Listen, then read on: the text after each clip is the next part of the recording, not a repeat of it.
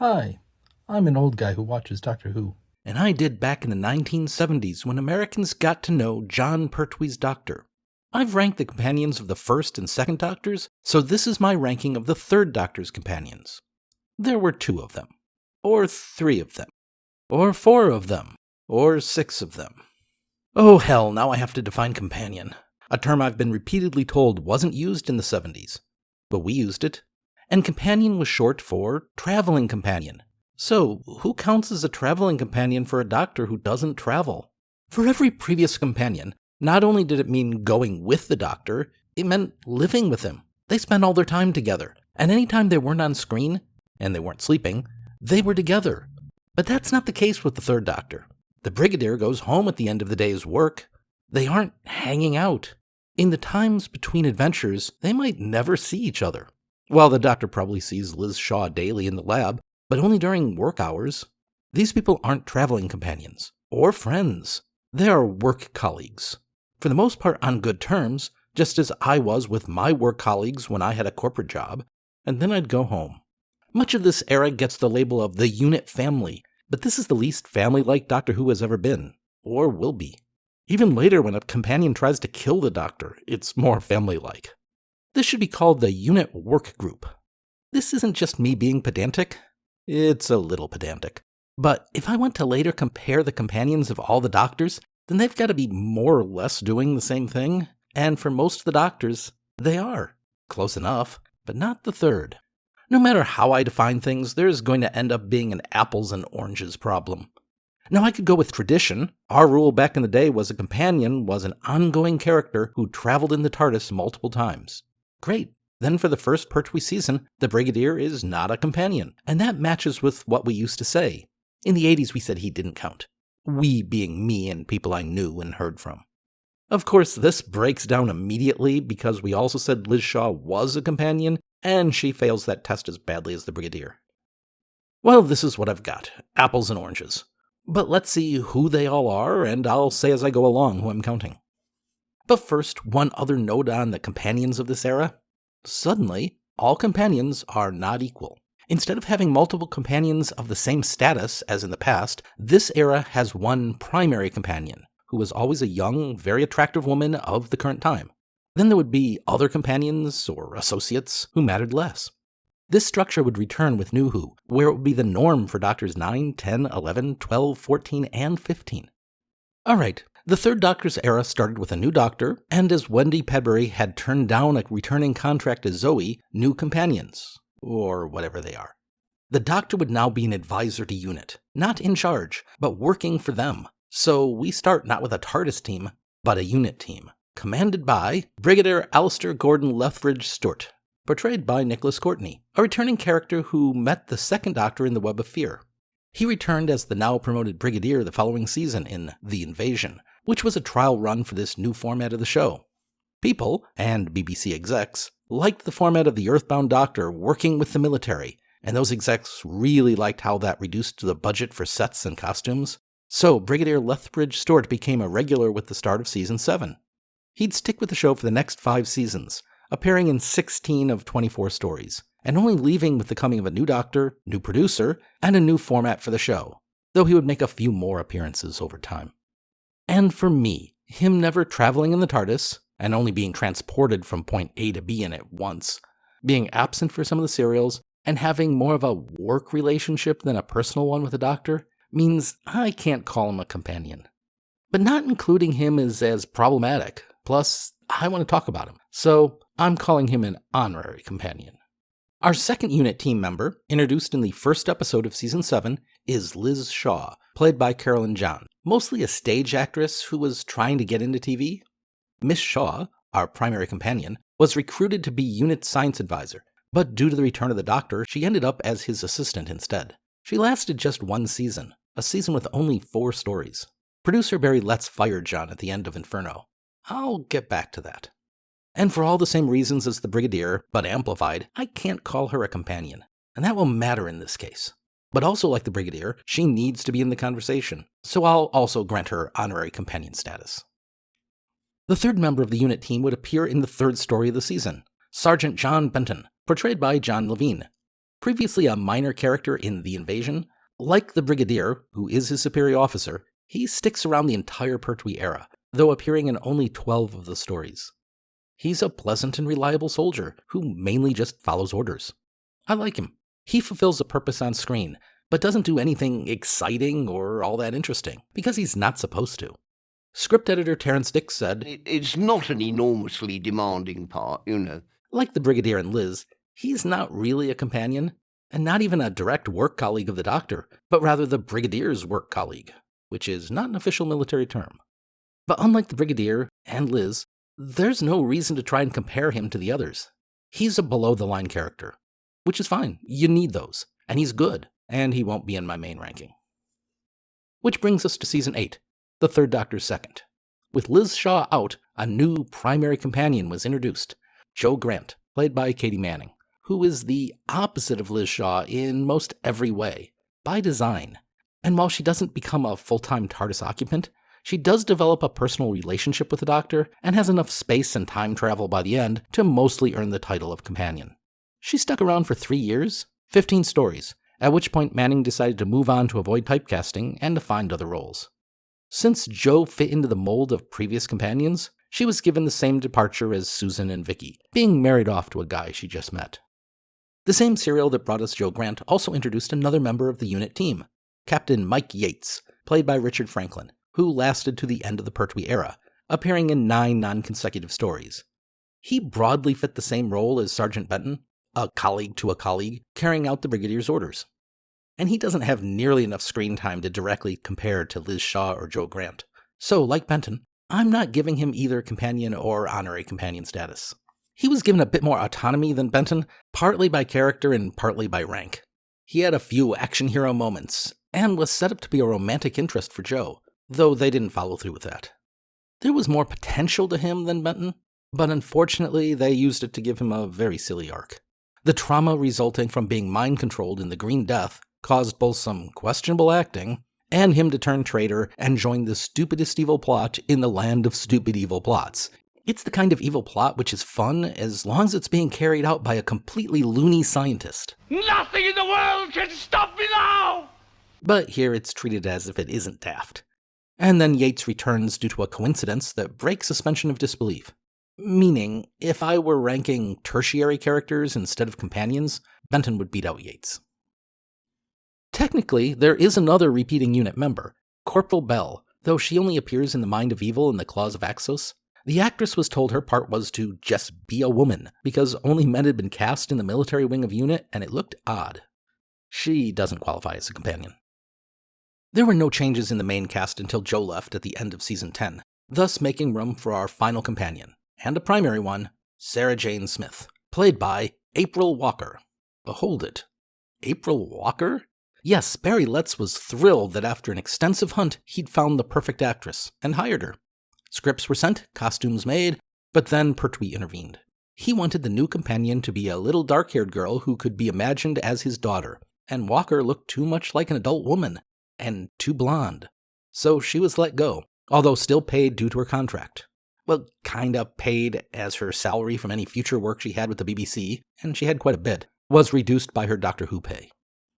Elizabeth Sladen was part of a second round of auditions, and was brought to Pertwee so that he could check if he looked properly dominant next to her, and give a thumbs up.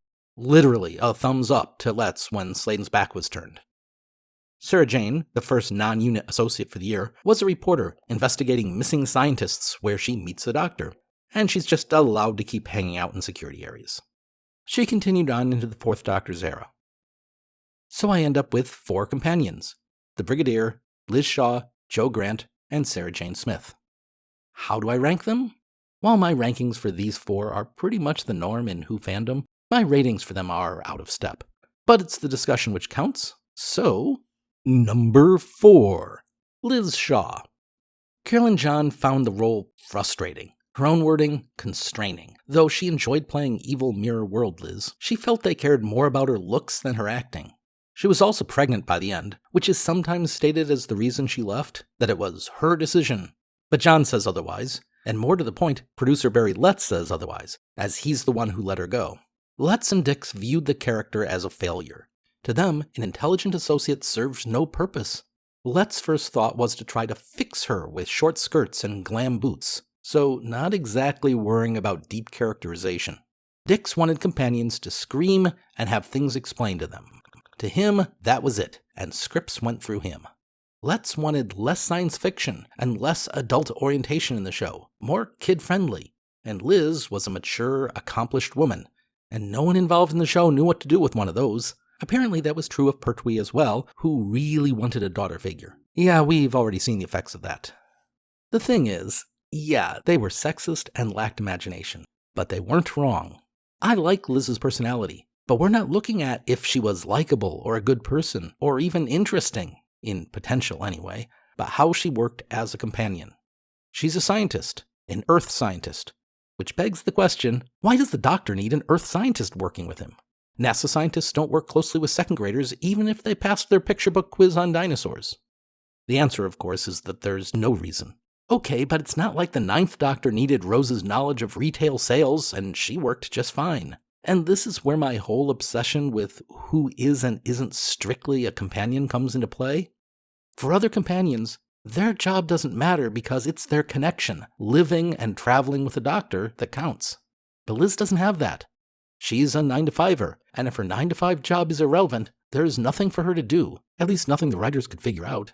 Now, I'd have preferred if they had made a connection between them. Get Liz into the TARDIS, even if it doesn't travel. It could have become their base, something she wants to investigate, perhaps the two of them trying to walk around the block in his knowledge of time travel, using her. But they didn't do that. Everyone involved just decided she didn't work. Caroline John is a very fine actress, but basically she's a serious actress. You know, she needs a proper part. And being the Doctor's companion is not a very good part for the girl. It's funny to say she didn't work when, for my episode rankings of the Third Doctor's era, she's in 2 of the top 3 best stories. Her departure is pretty weak. It's off camera and between seasons, with the Brigadier just saying, "Been agitating for a new assistant ever since Miss Shaw went back to Cambridge." It isn't as bad as it might have been for other companions, such as Dodo's off-screen departure, because she was just a work colleague, and work colleagues leave sometimes when you aren't around, and without filling you in on their plans. Companions, on the other hand, do not. Number 3. Jo Grant. Again, not a surprising placement considering the other companions yet to be ranked. But that third-place ranking for me includes a lower rating than for many fans. This is where I get in trouble with fandom. I'm not fond of Jo, and would have put her below Liz Shaw, except I understand that Liz didn't work for the structure of the show they were making, and Jo Grant does. I'm just not fond of that structure. Letts and Dix wanted an old-school Doctor Who companion, a damsel in distress, a redressing of the teen damsels of the 60s, someone, as Sidney Newman would say, who could get into trouble, innocent, naive, not too smart, or capable. A character who couldn't even legitimately qualify for the job, but got it by her uncle pulling strings. And she fulfilled Pertwee's desire for an on-screen daughter figure. Manning played into it all, pitching her voice higher and actually making Jo a bit more ditzy than Letts had planned. Manning, somewhat defensively, has repeatedly said that feminism wasn't something around her and was never on her mind in the part. But it certainly was on the minds of Letts and Dix, with the dependent Jo Grant sitting between the highly competent and independent Liz Shaw and the crusading and independent Sarah Jane Smith. I feel everyone involved was passed the same note because whenever they were asked about Jo Grant, they all responded with the word loyalty. Jo was loyal. That was her defining trait. Or so they said, and yeah, that follows. I'd add plucky. Initially, the Doctor's interactions with Jo were kinda nasty and condescending, which I found unpleasant, though that did greatly lessen as time passed. And Jo could soften the Doctor, which was needed. She varied from past damsel companions in that while she was often frightened, it didn't slow her down. Her hero worship of the Doctor would cause her to rush in where angels fear to tread.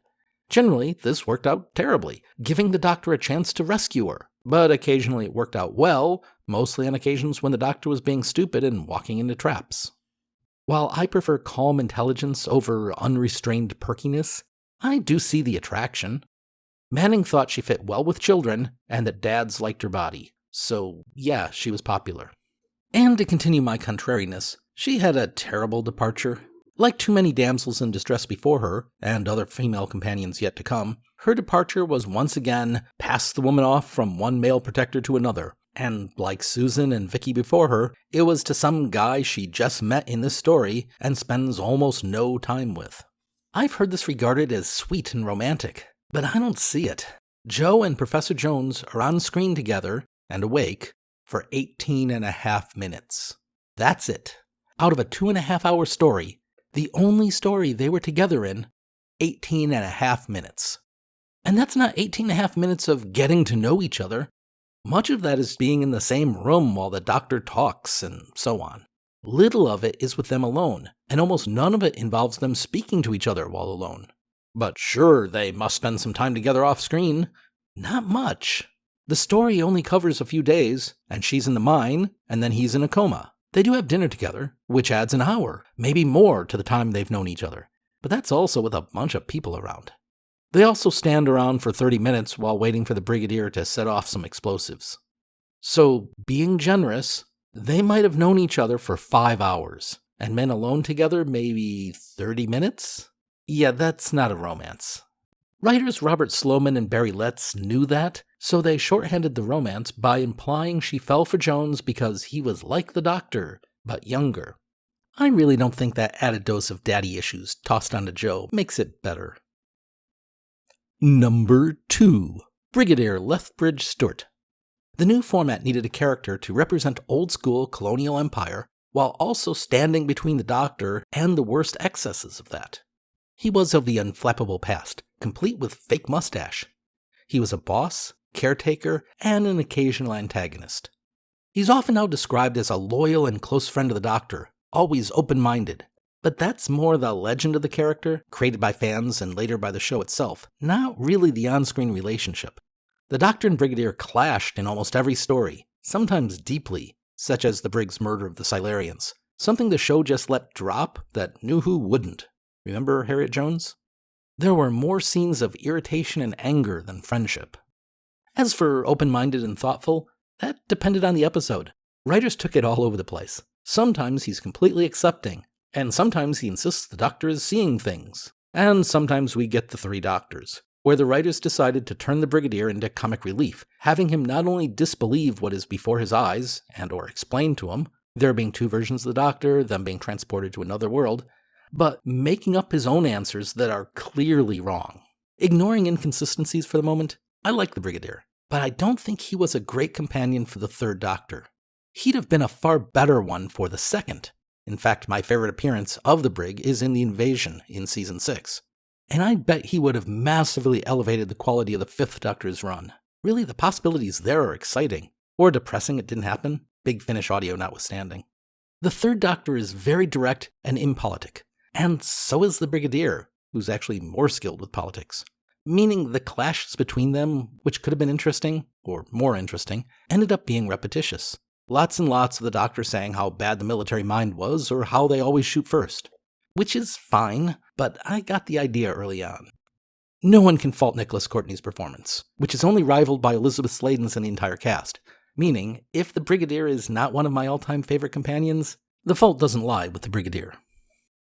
And number 1, Sarah Jane Smith. Yeah, this is kind of obvious. One of the most popular companions of all time, if not the most popular. She's clearly the shining light. Considering the sliminess connected to her casting, it's nice that Sladen worked out so well. And she really did. She said Sarah Jane, and all the female characters of Doctor Who, were often cardboard cutouts who screamed and asked the Doctor what was happening.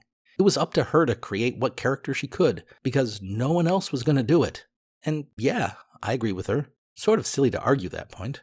And Sladen did a solid job of giving Sarah Jane that character. She's a different type of actor from Manning, or Pertwee, with some theatrical qualities, but shall I pretend to be British and say, less pantomime. And she developed an instant rapport with both the Third Doctor and the Brigadier, as she later would with the Fourth Doctor, with whom she'd spend the bulk of her time.